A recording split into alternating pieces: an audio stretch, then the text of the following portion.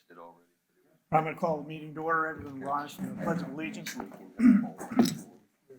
I pledge allegiance to the flag of the United States of America and to the republic for which it stands, one nation, under God, indivisible, with liberty and justice for all.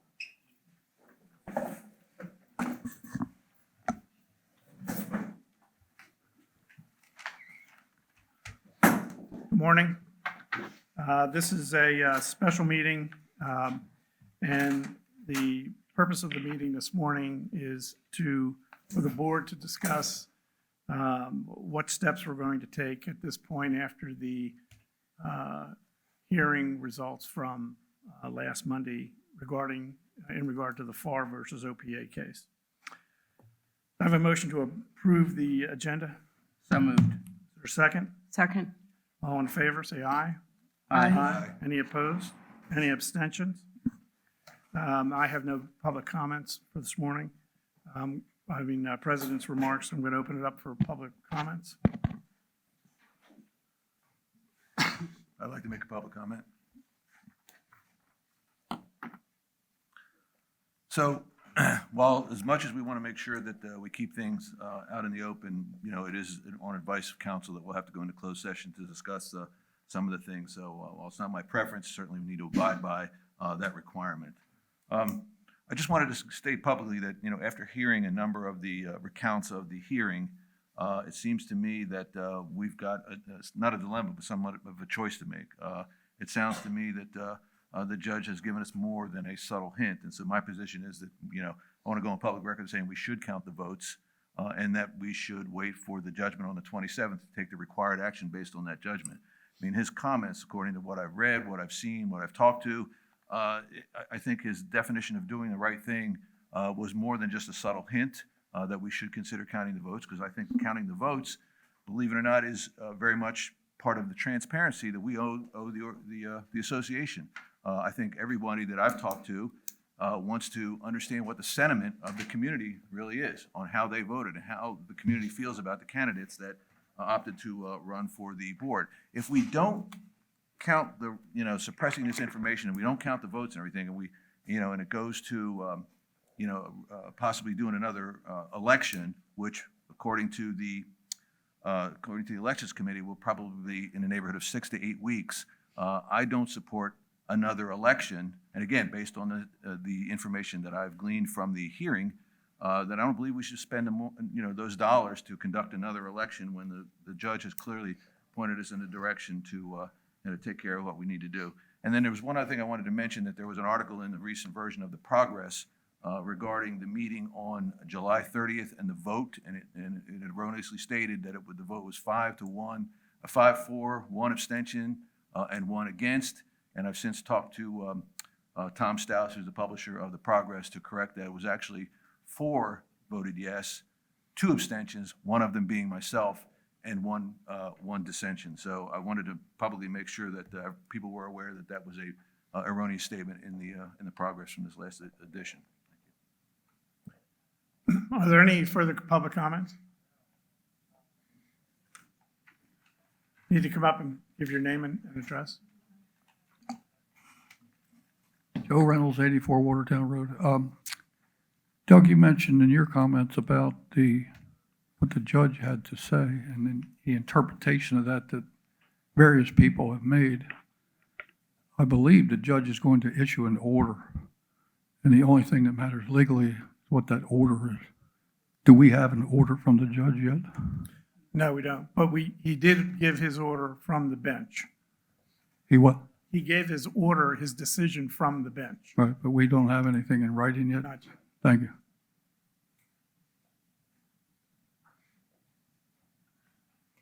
Amy Pack, 109 White Horse Drive. My comment is, if in the future we could include part-time owners and working owners when we're scheduling meetings, people of the Jewish faith, so that more people could possibly attend. My biggest concern is Thursday. We are having a town hall, and it's taking place at 2 o'clock.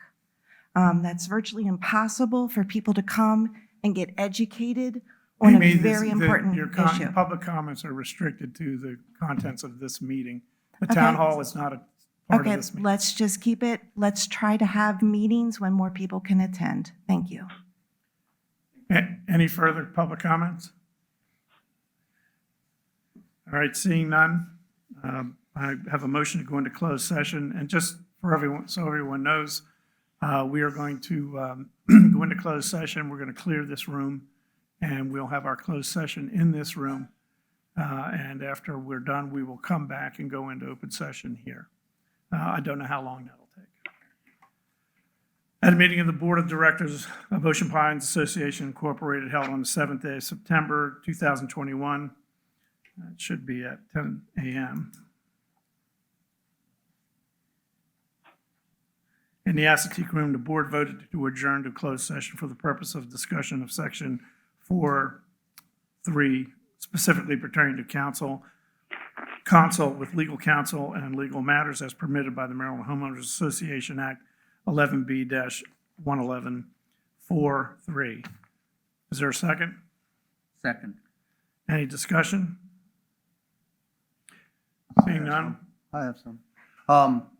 Again, I know that the council wants to go into closed meeting because it's a council discussion, but my opinion is that, we as a community have paid for council to do all of this legal work. And we as a community deserve to hear from council and what is going on with this issue. And hear the discussion of what the board's going to decide, not just hear the results. So I am against going into closed session for something that completely involves everyone within Ocean Pines, not just a couple people on the board or a couple people running for office. So you're welcome. Is there any other discussion? Larry? Colette? Yeah, I will just say that Section 3, actually, I think it's really Section, I'm not sure, I'm not reading the fine print here, but the issue here is that there is pending litigation regarding the issue that we'll be discussing and receiving counsel's advice from. And that's what makes it more important that we go into closed session so that our counsel can speak freely with us, and that we can then make a decision and come back into open session and conduct our business based on that input. Thank you. Any further discussion? Seeing none, all in favor of going into closed session, say aye. Aye. Aye. Any opposed? Opposed? Any abstentions? All right, we're going to move into, the motion Here. passes. We're going to go into closed session, so I'd ask everyone to please clear the room. And the board has voted to go back into open session. After discussions on what we will do based on the hearing last Monday, I'm going to move to amend the motion that I made back on July 30th. And the motion was that since the association secretary decertified Mr. Farr as a candidate for the board election, to continue the election process, to not count the votes recorded for Mr. Farr, and let the votes be recorded per our bylaws and resolutions. I'm going to amend that to include that the board not execute this motion until after the hearing on September 27th to be held in Snow Hill on this case. Tammy, you seconded that motion. Do you accept that amendment? Yes, I accept that amendment. But is there any discussion on the amendment? So could I just clarify what the amendment is? So the amendment is that the board not execute the following motion until after the conclusion of the hearing on the 27th. That's correct. And the following motion is the I'm one sorry. that you read earlier. I'm sorry, Larry, I didn't hear that. Does part of that also include that we count the votes after the next hearing? Or That's that all- we will meet again to consider options? That's already part of the motion, Tammy, to count the votes. So We're just not going to execute the motion until after the 27th. Okay, that's fine. Any further discussion? Yeah, discussion. So from a sort of a process perspective, wouldn't it be arguable that when we passed that motion, or when the majority passed that motion on the 30th, that we needed to start executing that right away? In other words, there was no delay at that point? And the fact that here we are today, we've taken no action, just a point of order.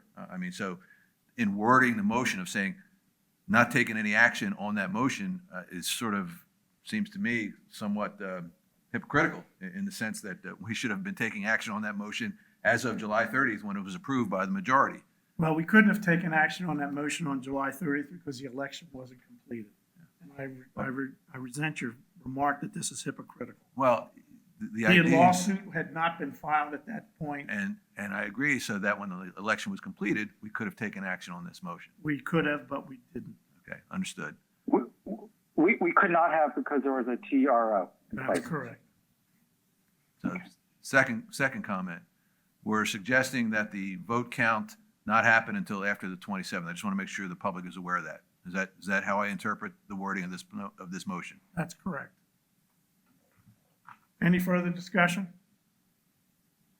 All right, all in favor of the motion to amend the existing motion from July 30th, say aye. Aye. Aye. Frank? All opposed? Opposed? Opposed? Two opposed, and any abstentions? I abstain. So the motion passes 4 in favor, 2 against, and 1 abstain. Seeing no other business, Frank Daly. Frank, seeing no other business, can I have a motion to adjourn the meeting? So moved. There's a second? Second. All in favor? Aye. Any opposed? Motion, the meeting is adjourned.